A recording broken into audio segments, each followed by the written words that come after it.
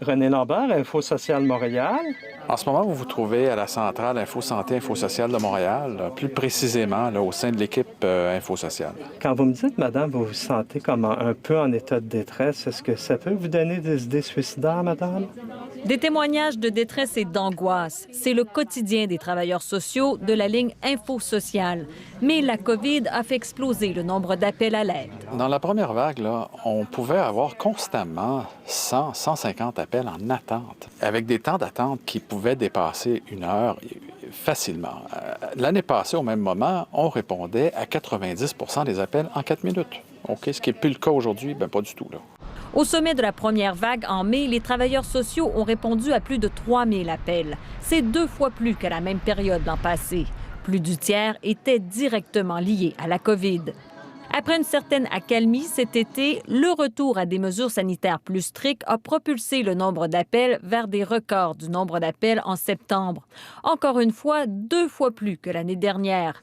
L'angoisse face à la pandémie ne s'estompe pas. Comment je peux vous aider? La détresse a cependant évolué entre les 2 vagues. C'est-à-dire qu'à la première vague, il y avait beaucoup d'appelants qui communiquaient avec nous parce qu'ils vivaient un stress lié à l'avènement du COVID, avoir peur de se faire infecter. En ce moment, ce qui revient beaucoup, c'est des gens qui ont de la difficulté en termes d'adaptation sociale en lien avec les mesures sanitaires. Ce stress lié à l'usure se traduit dans les résultats préliminaires de l'étude d'un groupe de chercheurs qui tente d'évaluer le niveau de bien-être actuel des Québécois.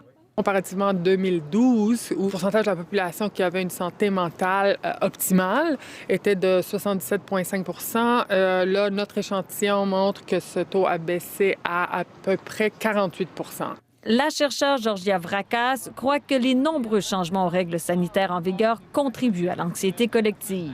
L'être humain a besoin de savoir où il s'en va.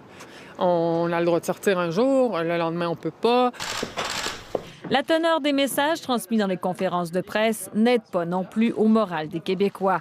Elle milite pour que le gouvernement fasse preuve d'une plus grande transparence. Le problème aussi, c'est quand ça arrive, puis il n'y a pas de justification claire. Info Social. À la centrale 811, ce n'est donc pas des zones oranges ou rouges dont on s'inquiète, mais bien des zones grises face à l'inconnu et à l'incertitude.